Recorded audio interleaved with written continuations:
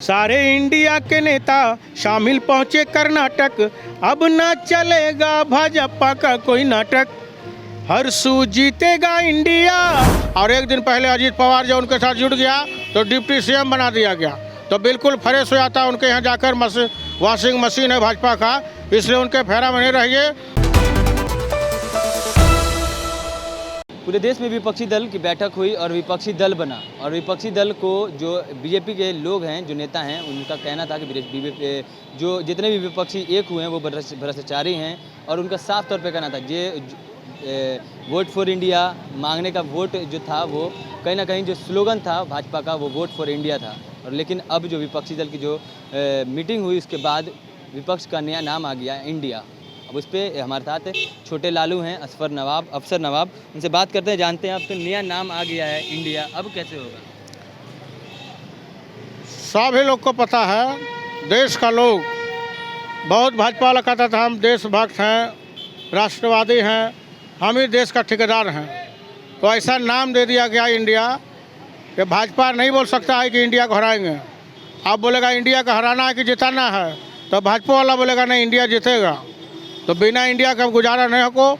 देश का लोग सब लोग सजग हो गया और हमारा अलायंस बहुत बरियार है और हमारा नाम भी बहुत सूटेबल हो गया। तो हम सबको बधाई देते हैं, शुभकामना देते हैं। लेकिन भाजपा का कहना है कि कुछ दिनों बाद जो विपक्ष की जो बैठक हुई है, जो विपक्षी सारे एक हुए, जो भ्रष्टाचारी सारे एक हुए हैं, वो कहीं ना कहीं अलग हो जाएंगे, यानी इंडिया में कुछ दरार आ जाएगा क्या?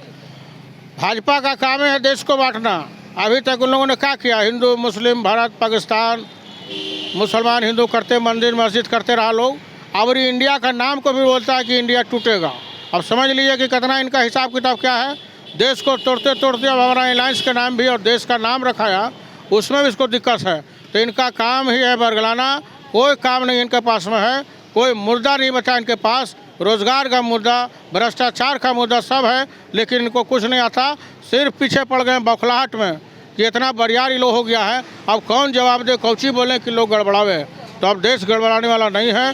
भाजपा भगाओ देश बचाओ के तहत सब लोग चल पड़ा है। एक नया स्लोगन आपने जो लिखा है वो सुनाएंगे हमारे जनता?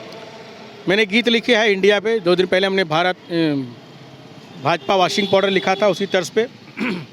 देश की एकता इंडिया, देश की एकता इंडिया, सारे इंडिया के नेता शामिल पहुंचे कर्नाटक, अब न चलेगा भाजपा का कोई नाटक, हर सू जीतेगा इंडिया। देश की एकता इंडिया, देश की एकता इंडिया, लालू नीतीश तेजस्वी सोरेन भी थे शामिल, शरद पवार फारूक ठाकरे स्टालिन, खड़गे राहुल का फार्मूला। देश की एकता इंडिया, देश की एकता इंडिया, लाल झंडा वालों संग दीदी ने ललकारा, अखिलेश मुफ्ती केजरीवाल का नारा, अब ना रुकेगा इंडिया।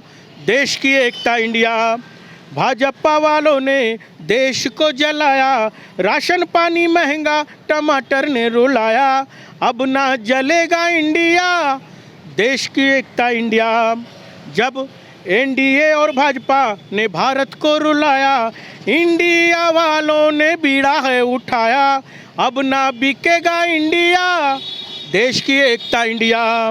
पहली बार मीटिंग बिहार में हुई थी उसके लिए कि बिहार आकर सारे विपक्षी ने ललकारा, भाजपा भगाओ देश बचाओ लालू जी का नारा, 24 जीतेगा इंडिया। देश की एकता इंडिया, हिंदू मुस्लिम मंदिर मस्जिद देश को उलझाया, नफरत ही नफरत भाजपा ने फैलाया, अब ना टूटेगा इंडिया। देश की एकता इंडिया, पीएम का है निशाना विरोधी को हड़काना, जो ना समझे उस पे छापा मरवाना, अब ना डरेगा इंडिया। देश की एकता इंडिया, देश की एकता इंडिया, इंडिया इंडिया इंडिया। यहाँ 2024 की बात कर रहे हैं आप, वहाँ कहीं ना कहीं कहा जा रहा है कि 2024 में जितने भी भ्रष्टाचारी हैं उनको 2024 में जनता बता देगी कि कैसे दूर का रास्ता देखना है। जो भी भ्रष्टाचारी हैं उनके हिसाब से, भाजपा वाले के हिसाब से, और अगर वो भाजपा अलायंस में ज्वाइन हो जाएंगे तो भोरे जाके साफ हो जाते हैं। उनका वॉशिंग पाउडर भाजपा है, उनका मशीन ऐसा है कि वहाँ डालने के बाद सब फ्रेश हो जाता। तो भ्रष्टाचारी कौन है नहीं है इसका हिसाब किताब उनसे बढ़िया कौन जानता। शरद पवार के भतीजा के बारे में बोलता था कि इतना करोड़ के भाई के इनके ऊपर घोटाला बढ़े। अजीत पवार के बारे में, और एक दिन पहले अजीत पवार जो उनके साथ जुट गया तो डिप्टी सीएम बना दिया गया, तो बिल्कुल फ्रेश हो जाता उनके यहाँ जाकर। वॉशिंग मशीन है भाजपा का, इसलिए उनके फेरा में नहीं रहिए।